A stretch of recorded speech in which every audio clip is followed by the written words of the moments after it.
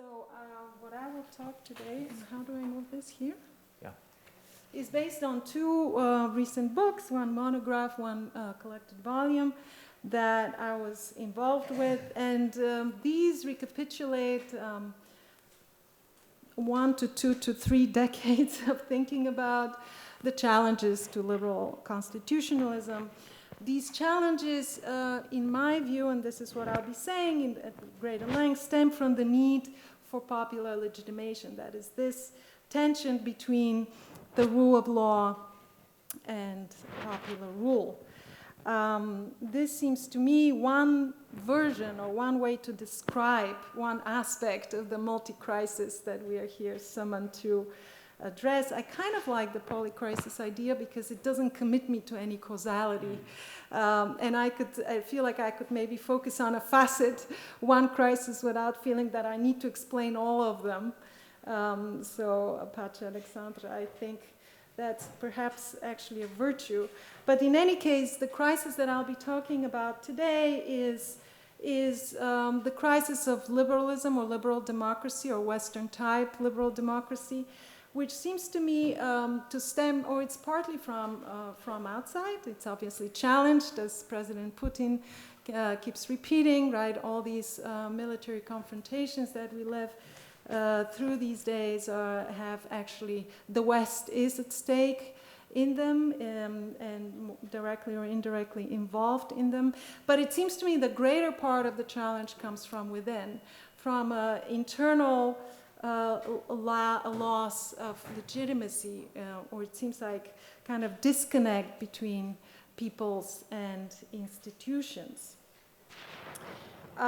So while this crisis is easy, perhaps relatively easy to ascertain and describe, I think its root causes, right, its diagnosis, it's not, let alone its remedies. So my contention here is though the rise of authoritarian populist movements is newly urgent, it is actually not new. It's not unprecedented. And even though it's triggered by 21st century conditions and perhaps by the failures of the liberal order itself, it is based on at least century-old ideas. And it's these ideas that I will be exploring. This crisis, and this is my main thesis, reflects tensions and dilemmas that are actually constitutive, and I'm going to play with this word given our conference title, tensions and dilemmas that are constitutive of modern society.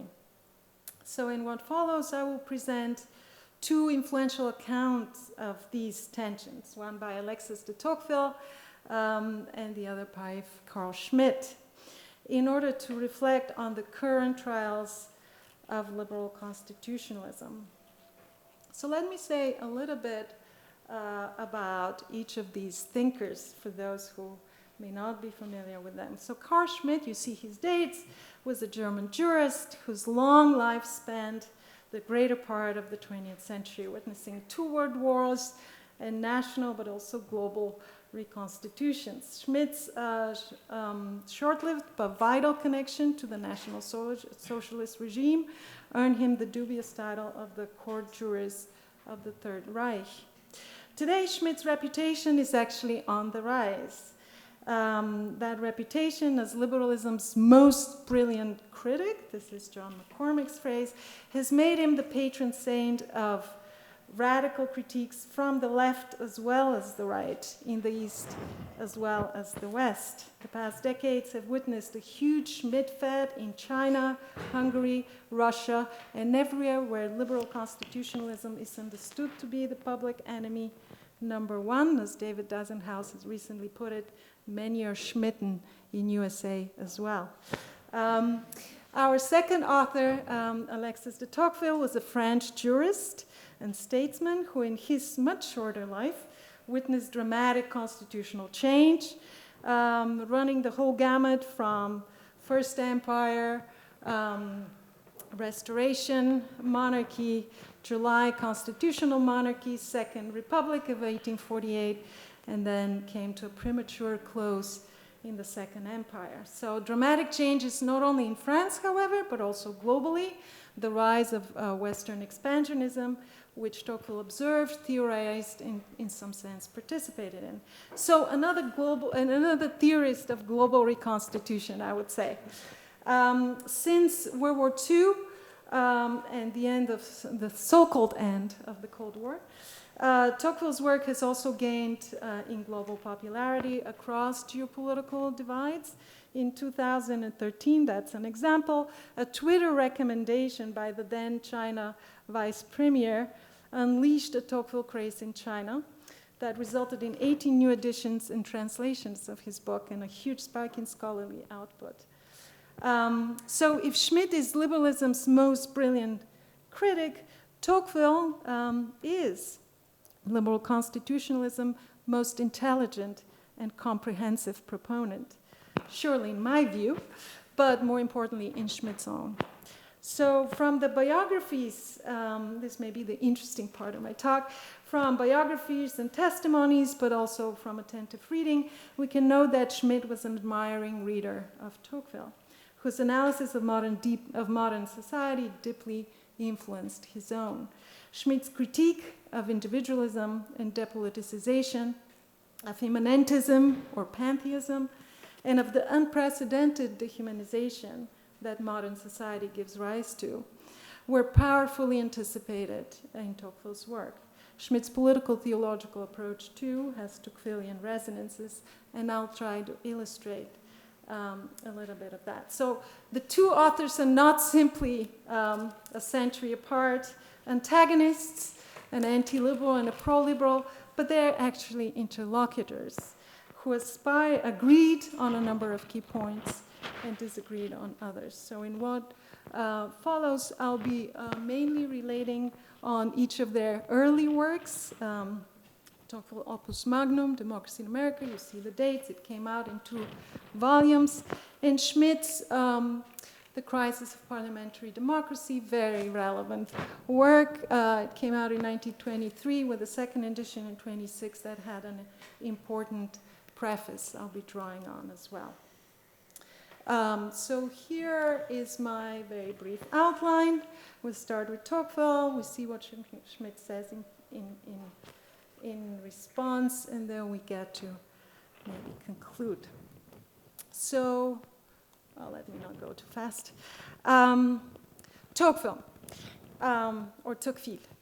My thesis again. So the deep causes of the current crisis of liberal constitutionalism, I suggest, are the tensions constitutive of modern society. I find that thesis already articulated and fully, profoundly analyzed in Tocqueville. From Tocqueville's perspective, maybe start with some definitions of modernity. So unlike the older liberals, so proto-liberals like Montesquieu, Adam Smith, Constant, and later non-liberals or anti-liberals like Marx, who define modern society mainly in economic terms, as a commercial society or capitalist society. For Tocqueville, modern society is defined first and foremost by the principles of equality and popular sovereignty, that is, in ethical and political terms. Proclaimed by the American and the French revolutions, these principles are the foundations also of modern constitutionalism, of whatever kind. The principle of universal equality postulates the existence of inalienable and universal human rights and points to the protection of these rights as the main task of government. Because we're equal, no person or class has the right, a priori right, to govern society. Hence, only the people, understood or defined as society as a whole, can be the rightful bearer of sovereignty. So from the postulate of equality, you get the postulate of popular sovereignty. And while the principle of equality grounds the ideal of individual rights, popular sovereignty underpins the normative claim that each society has the equal right to self-determination. Now, as early as 1835, Tocqueville announced that there was no viable alternative to these principles in the modern world. Just as love of equality, as Tocqueville puts it, is the mother idea or principal passion of modern society, so too popular sovereignty is the legitimating norm, the law of laws of all modern regimes. In that sense, all modern regimes are democratic, claiming to be authorized by their people and seeking to demonstrate their popular legitimacy through various democratic rituals and symbols, elections being the first and foremost among them. Democratic, however, does not mean liberal. Claiming that democracy is irresistible, Tocqueville also insisted that its institutional form is not predetermined. The egalitarian social state and the passion for equality, which for Tocqueville defined the modern age, are compatible with two very different political outcomes. One that protects individual rights and equal freedoms, and another predicated on an omnipotent state that is premised on the equal powerlessness of all. Freedom, in other words, is not a necessary outcome of democratization or of modernization. And the fundamental modern political choice in Tocqueville's analysis is that between democratic self-rule and egalitarian despotism. These possibilities represent two alternative global models which Tocqueville famously identified with US and Russia, respectively. So here comes my first quote. The first to be subjected to this fearful alternative, that is between protection of individual rights and egalitarian despotism, the Anglo-Americans have been fortunate enough to escape absolute power. Circumstances, origins, enlightenment, and above all, mores, have allowed them to establish and to maintain the sovereignty of the people. So in Democracy in America, Tocqueville presents the United States, then young, barely more than half a century old, both as a modern society par excellence and also as a privileged instance of liberal democracy, where one could study the conditions that enable liberal constitutionalism. This short passage lists the many factors that condition a liberal outcome: circumstances, origins, education, but above all, mores. It points to popular sovereignty as a pivotal aspect of American liberty, and to mores as crucial for sustaining it. So let me try to unpack this a bit. What is mores, right? For Tocqueville, mores is this realm of practices, ideas, sentiments, or as he puts it in one place, the common way or joint, shared way of thinking and feeling. So he seems to be suggesting here that having such a shared way of thinking and feeling, and not any way of thinking and feeling, but one that supports liberal institutions, is the crucial factor for this liberal outcome. Okay, so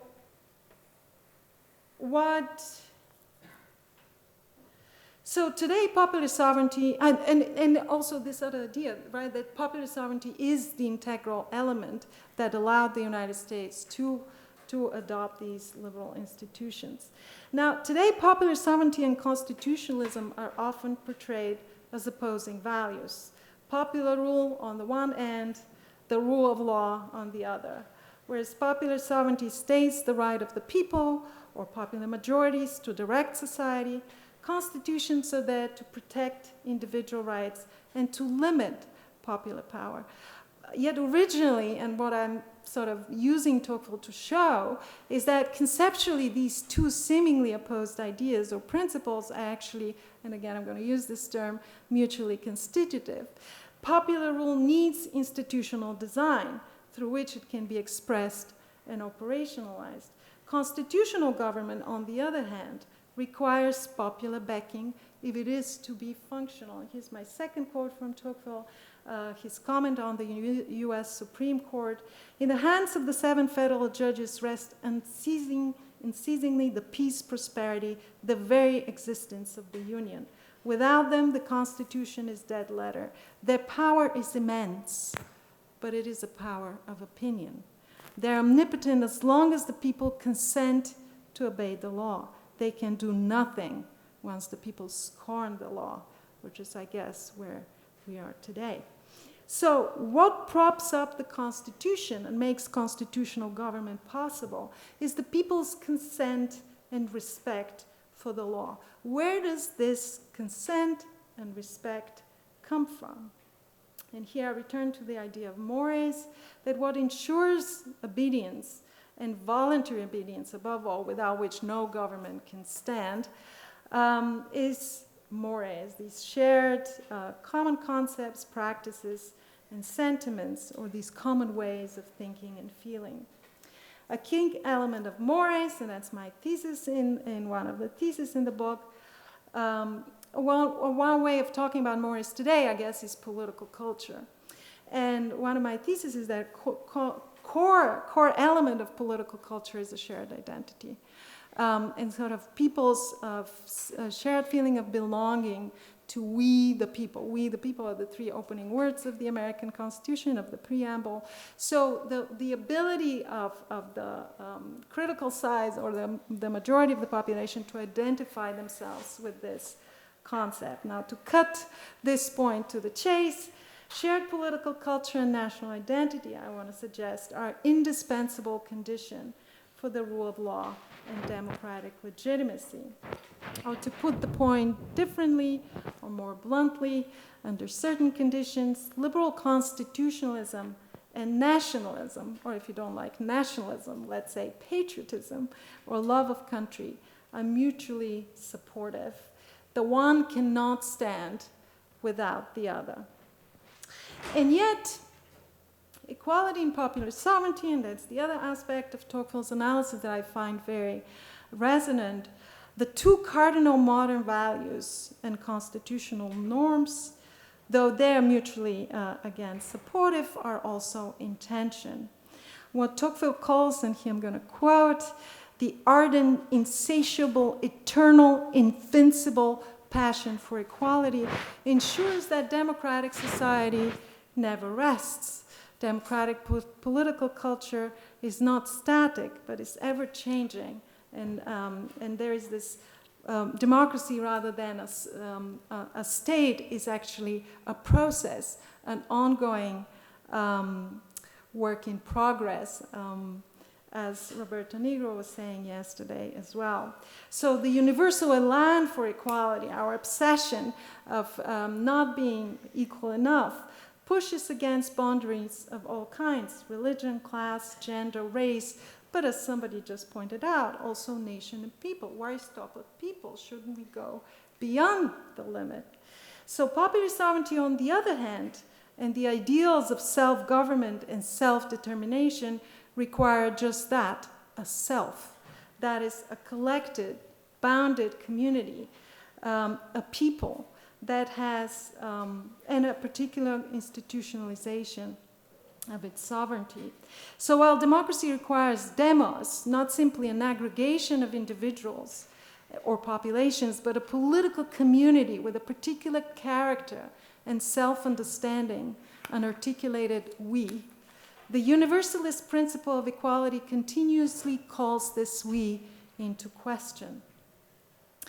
And this gap between the universal scope of democratic principles and the particularity or limits of its political realization is experienced by us modern people as an affront to our democratic sensibilities.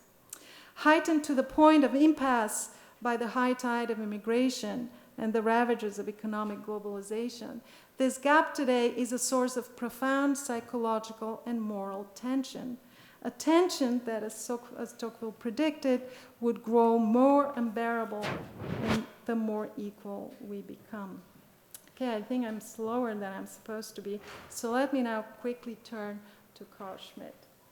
So writing almost a century later, Schmitt, as far as I can tell, takes Tocqueville's diagnosis fully on board.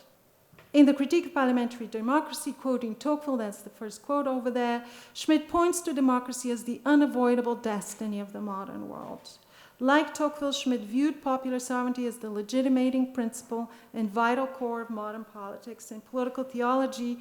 While presenting popular sovereignty as a secularized theological concept, he again draws on Tocqueville. Analyzing the deeply contested Weimar Constitution, Schmitt points to the tension between the universalistic principles of equality and the particularity of national sovereignty as the root cause of the crisis of parliamentary democracy. And yet, while accepting Tocqueville's diagnosis, Schmitt also tweaks it. Whereas Tocqueville saw these tensions as structural or constitutive of modern society, as I've been saying, so that all modern regimes have to deal with them. Schmitt locates these tensions within liberal democracy only, and he proposes, right, so he says the problem is not modern society, the problem is liberal or parliamentary democracy as such. I'm going to very quickly illustrate that claim. So again, in the crisis, Schmitt labors to redefine democracy. Democracy, as correctly defined, is a state form that requires the identity of rulers and ruled. As you can see here, he claims that that's a classic definition, and he quotes Aristotle in the endnote.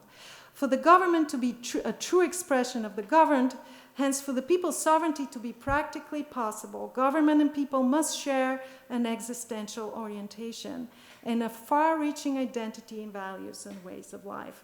I guess partly this is the common ground I was asking about just before, but Schmitt is very intense about how common this ground needs to be.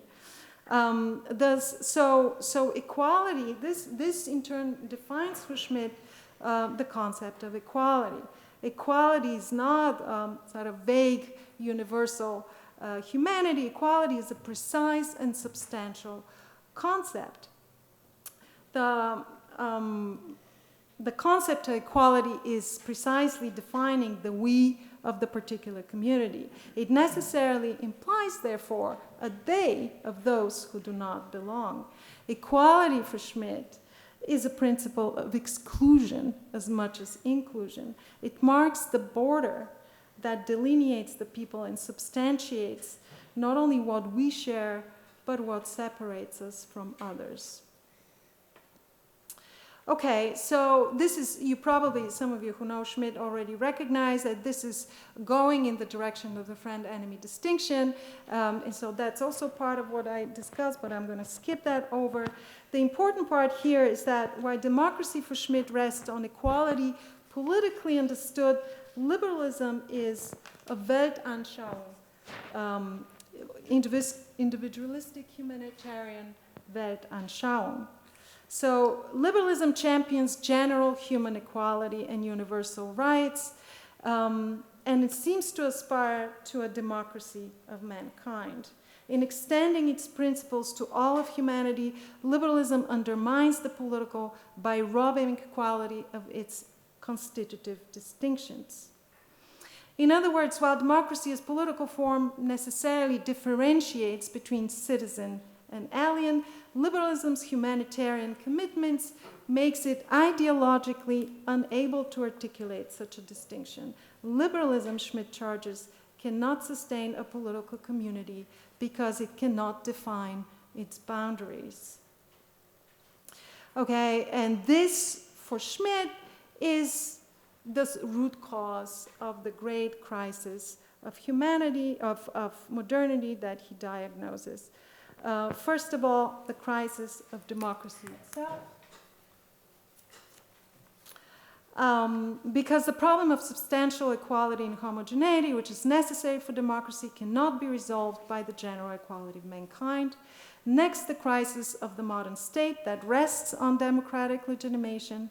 And finally, the crisis of liberal constitutionalism, which Schmitt was very keen to see abolished. In 1926, Schmitt claims that the rise of Bolshevism and fascism, that is of radical left and radical right utopias, is but a symptom of this triple crisis whose root cause is the confused combination of liberalism and democracy. And his therapy for this crisis is, as already said, to sever that connection. Maybe one last thought, and I'll say three things in conclusion. For Tocqueville, so liberalism, you see what Schmitt does, and which is very much what Orban does, what Putin does. There's a 2013 Financial Times interview that could be adduced here, right? A lot of Schmittians follow that line. Liberalism is universalistic, globalist, and cannot open borders, and this is incompatible with actual democratic statehood. So the only solution is sever the two and create a liberal democracy. The difference with Tocqueville here, right, is that Tocqueville does not draw such a line. Tocqueville also agrees that democracy and liberalism are distinct, and it's important to distinguish between them in order to articulate the dangers for the modern world. But while espousing, but he also understands liberalism as a combination of particularity and universalism. While espousing universal moral aims, it is premised on the historical experience of particular peoples, on the moral bonds, or what Lincoln called the mystic chords of memory, that underpin the self-understanding and enable common action. Okay, so this is much less than I was hoping to tell you about today. Maybe there will be some space in the questions, but maybe just very quickly on the last, what's the value added of all this? So I see the Tocqueville-Schmitt debate as the intellectual version of the quarrel between liberals and authoritarians of our day. And I think that debate sheds light on that quarrel. Many people today are open to Schmitt ideas, partly because, or as a reaction, of a perceived decline of democratic politics and loss of political agency. Schmitt persuades them that liberalism is the root cause of the trouble, and opens them, as once he opened his countrymen, to dangerous fantasies about democratic dictatorship and redrawing of geopolitical borders. So what I try to point out to the Schmitten, right, is that Schmitt's critique of liberal constitutionalism is actually derivative from liberalism.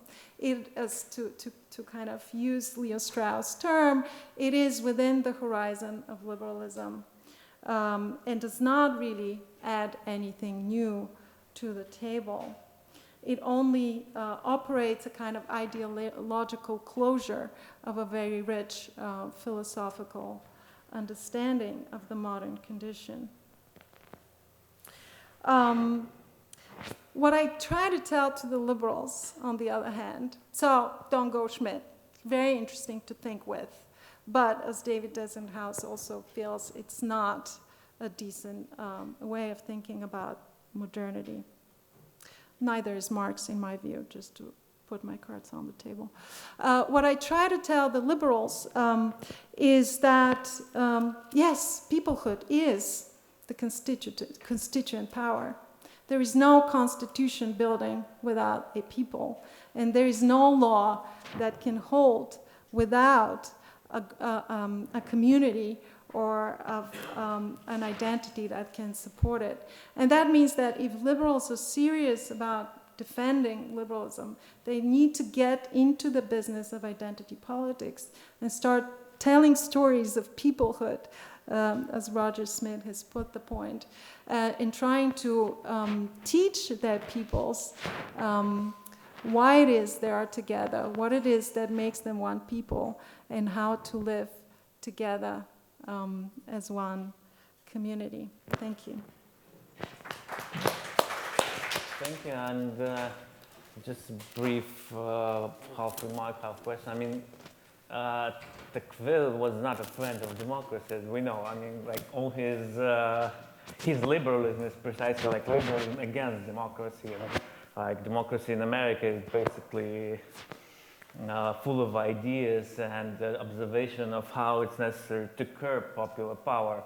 And another story is his reaction to June uprising in Paris and to all the kind of early socialist movements in France. And of course, this reaction, like Guizot, etc., was completely repressive and authoritarian. So, I mean, in a way, like if Tocqueville is like liberal, there is a Schmitt in liberal. There is a Schmitt in Tocqueville always already in a certain way. So, and we see today in like Macronate France the same kind of authoritarian underside of non-democratic, like hostile to labor power liberalism. Well, I guess I disagree. First of all, it's absolutely not true that Tocqueville is against democracy, right? So part of what I try to show in my book, and I do that in various ways, so partly through exposition and partly through examples from Tocqueville's practice. But my main case for the question you're raising is Tocqueville's rethinking in opposition to the Federalists. So he takes a lot of ideas from the Federalist Papers, and he's definitely thinking about America through American thinkers, but he's opposed to the Madisonian solution, or Hamiltonian, whatever. The idea that the people need to be, that part of the point of a constitution is to do away with constituent power, right? That is to represent the people but not have them participate actively in sovereignty. The whole theory of associations in Tocqueville is the opposite of that. He's saying you cannot have that. You cannot hold, and there is, I actually had maybe I can try to find this quote. Yeah, there is one short chapter, the shortest chapter in the book, which may as well be the most important, the title of which is Why It Can Be Said That the People Are Actually Ruling in America, right? He wants to show that you can eat the cake and have it, in the sense that you can structure power and institutions, but that need not be blocking popular participation, but enabling it. As for 1848, complicated questions, what the barricades were aiming at, right, was a socialist overhaul. And as a post-communist person, I can relate to Tocqueville's skepticism about what these workers were up to. Thank you for your talk. I was wondering if your argument goes in the same direction as Habermas's idea of constitutional patriotism, or how do you distinguish your position from that one? Maybe we'll collect like 2 or 3 questions, and Katie, what's then? I have very short question. You were mentioning as a short remark Marx. You said that neither Marx can be reliable in terms of speaking about on modernity. What did you mean by that?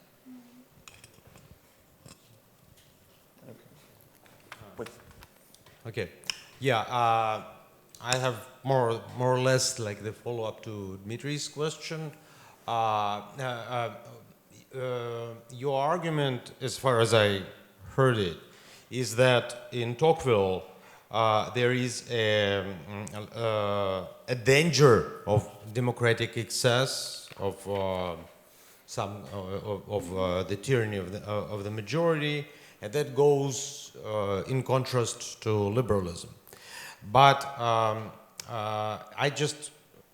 would ask you to rephrase this in the terms of Tocqueville himself, because of course he doesn't really talk about liberalism.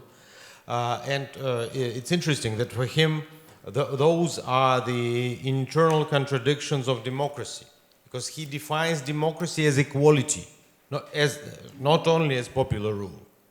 So interestingly, when we say that, okay, there is this general principle of equality, but what about the actual populace, like demos? For him, it's mainly the equality that democracy is about. So the equality produces the danger of homogeneity, unlike Schmitt, because in Schmitt, homogeneity is about the nation. It's like about the people uniting itself as a nation. While for Tocqueville, homogeneity comes from the equality. When everyone is equal, then it's a problem because, you know, you don't have any alternative opinion or anything like that. So the danger comes from what we would call liberalism, and the solution in Tocqueville comes from what we would call democracy, because it's from the association, as you said, and from the election, that the solution to this dangerous homogeneity actually emerges. So there is no populist danger, and I don't think that Tocqueville really speaks, I don't know, maybe he does, about nationalism or patriotism in any negative way. I think he's like, if there is patriotism, Tocqueville would be all for it. Can I respond to this? Yeah, exactly. Yes.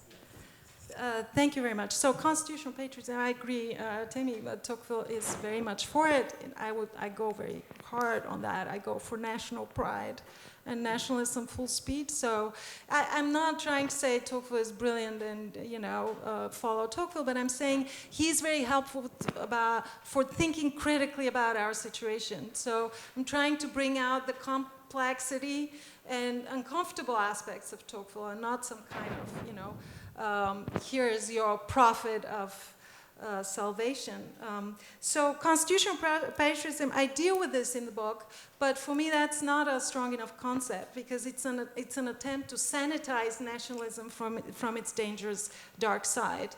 And I think that's not healthy. We need to know that, you know, yes, we need collective identity, but that's always, as Schmitt says, a border. That's actually a distinction, a we-them distinction that has its darker and very problematic sides that always are a source of illiberal sort of developments. And I find in Tocqueville a fantastic psychological analysis of what that identity of what political identity is. So that's what I do with that. Marx, I mean, I don't want to talk about Marx because I haven't really prepared. I have strong feelings about Marx. It seems to me that, you know, for those of us who lived in really existing socialism, you cannot simply, right, we cannot simply pretend Marx was not at the heart of it. So, but for instance, and Andreas' talk yesterday, Marxist radicalism and this dictatorship of the proletariat, I mean, this is where Schmitt gets his ideas, dictatorship. Right? And dictatorship is a democratic form. So democracy is not necessarily a solution because dictatorship is a democratic form. But in Tocqueville's terms, dictatorship of the proletariat is a version of majority tyranny. And in the Bolshevik version, it was actually a minority tyranny because the proletariat was a radical minority. But so maybe last thought, for Tammy, majority tyranny is only one part of the problem. So thank you really about this question. I didn't get to talk more fully. There is a different kind of problem. So Tocqueville, I find, is a very Aristotelian thinker. In that sense, every decent solution has two extremes and indecent possibilities. One extreme of particularism is majority tyranny, where one part of society dominates over the rest. The other extreme is excess globalism, where everybody is reduced to equal, say, you know, what is it? A crowd of similar and equal men, right? Where all distinctions are erased, political distinctions are erased, and especially where the class or people, right, they become dissolved into a kind of indiscriminate mass. And that's the end of politics, right? And in the way, why is 1848 no solution? Because the socialism, and I think Andreas talked about it yesterday, the long-term view is the end of politics, right? It's overcoming politics. And that, for Tocqueville, was not a good thing to strive for. Okay, thank you very much. I have a comment/question, actually. Okay, two questions. One is about Schmitt's critique of liberalism, right? But it's not only that it's universalistic, right? It's also, like, his critique of liberalism is also that it's hypocritical, right? That it does not deliver on its universalistic promises, right? So doesn't it give us a different also ground for illiberalism right now, right? I mean, from what I understood from your talk, it's globalist, right? Universal, right? And we want something more particular. And I think that there is something more also in Schmitt, right? But when it comes to your lesson for liberals, I find it paradoxically very Schmittian because you're talking about one people, right? And this, I don't think that you can divorce that from Schmitt's idea of friend-enemy and his use of friend-enemy distinction and single peoplehood as a critique of contract as a basis for the Constitution. And this is also his critique of federalism and basis for incompatibility of the federation with democracy, right? So isn't your lesson of stories of single peoplehood going the same direction, right? Wouldn't be for your project more fruitful to use Tocqueville because he actually allows for more pluralism, or maybe I'm misreading a little bit where you're going with it, but I mean, for him, democracy and federalism are perfectly compatible, right? Andreas? Yes. I have one question of clarification and maybe another point about Carl Schmitt. The question of clarification, it was not clear to me how you linked the crisis, the so-called crisis of liberal democracy today with this broader intellectual framework of Tocqueville and Schmitt, and then your appeal to nationalism as a kind of collective identity. It was unclear, maybe I missed something. What you want to say is that liberal democracy is in crisis because nationalism has returned back or nationalism is being undermined. This I didn't understand what is the connection between the two, because certainly there is a return of nationalism, so I should suppose it should make the possibility of crisis less permanent, since now Western so-called liberal democracies have a very strong sense of their nations, especially against foreigners, against other states. So I didn't understand what is if there is a causal relation between nationalism and the crisis of liberal democracy. And about Schmitt, what was missing in your presentation, I think it was the most important concept in the crisis of representative parliamentary democracy, the crisis of representation. I think that's the most relevant today, if there is something in that argument, because his argument, his approach is not that there is a crisis of liberal constitutionalism because of the universalism of liberalism. It's because of the rational deliberation that has failed in parliaments, the introduction of class parties within. So the parliaments are impossible to get to create a position of objectivity because they are overtaken by particular class interests. So bourgeois representation fails in the 20th century, although it worked very well in the 19th century when only the bourgeoisie was in the parliament. So this was a bit absent from your presentation, because today it cannot be fully resurrected since there is no left anymore. There is no real left representation in parliaments. It's mainly the center-right and the right, and a bit of the center-left, that's a neoliberal left in any case. So I don't see how that even can be resurrected from Schmitt's account. So my question for the whole presentation was, what do we learn about the so-called present crisis of liberal democracy from these two authors? Because in the end, I didn't get how they can help us to understand our situation. Still, well, I'll be very short. How about, people tend to rally around a flag. Like if there is an attack, military attack, or maybe like it's war with nature, people rally around the flag, meaning they support the powers that be. So what would your thinkers say interesting about this effect for the military situation and also for the climate situation? Thank you very much. So this is a fragment of what I actually, this presentation is a fragment of an essay that I contributed to this volume that I showed. And there I talk about the critique of liberalism as hypocritical. I completely agree. In fact, the second line of the critique is that it's a neo-imperialism, right? That liberalism pretends to be pluralist, but it's actually Anglo-American interests dominating the world and imposing economism and so on. So I do talk about it. And this is also part of the picture that Schmitt is presenting. I think the way I read that is that he's really nervous about German identity being overtaken by these, he calls them institutions on the British model.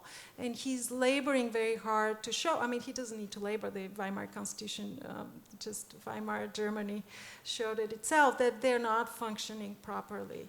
And so part of what he says is that they're not suitable for Germany, but he wants to undermine their, what he sees among constitutional scholars like, you know, what's his name, Kessler, that a sense that they are somehow political science, distillation of political science, that constitutionalism is a science rather than an art that needs to be fitted to particular peoples. But I completely take your point.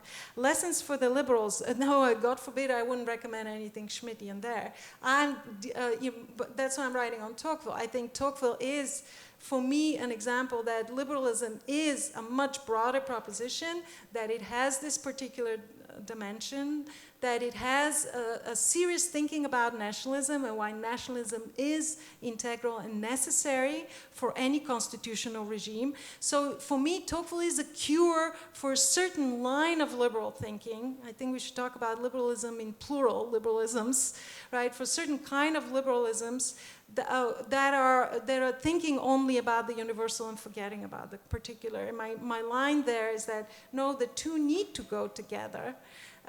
And therefore, you can look at Tocqueville for models for that. What is the lesson? Oh, how does that debate help us understand anything about today? Well, I think the fact that we see a rise of nationalist authoritarianism is not reassuring, right? Maybe nationalism is well and kicking, but it's not going in the direction that I, as a liberal, would feel comfortable with. So in that sense, I'm seeing a similarity of what was going on 100 years ago in Germany, or in Schmitt's critique, where he's critiquing universalism and then paving the way for the ugliest and most devastating chapter in German and European history. Yeah. When did nationalism went well? When the national state and nationalism didn't end up in wars, in authoritarian, what is your good, give me an example of your good nationalism? Well, every liberal, there is no, right, politics is not picnic. And so Tocqueville's example is Jacksonian America, right? And he's saying, well, here's an example of liberal sort of association, vibrant, people ruling liberal institutions. As you know, that was a time of slavery, of a radical sort of contestation that led to civil war, right? So there is no, you can say, whatever epoch you might choose, you will find problems with it because, in a way, politics is not an ideal place. We're not dealing with utopia. What I'm saying is not that nationalism is brilliant or we shouldn't worry about it. On the contrary, and that's why I protest against constitutional patriotism, because it covers over the dangers of it. We need to think that nationalism is dangerous, but that doesn't mean that we can do without it, right? That doesn't mean that you can have a constitution and beautiful constitutional patriotism, and you no longer have to worry about the moral implications or ramifications of this. So, in a way, I think that we're seeing a rise of a kind of nationalism that is returning us to the ugliest possibilities. And partly what I'm saying is that if we want to counter that and leave the space for a more liberal alternative, we need to wrest the nationalist narratives from the radical parties. And liberals need to... Yeah, and sort of liberal nationalism, I guess. Yeah.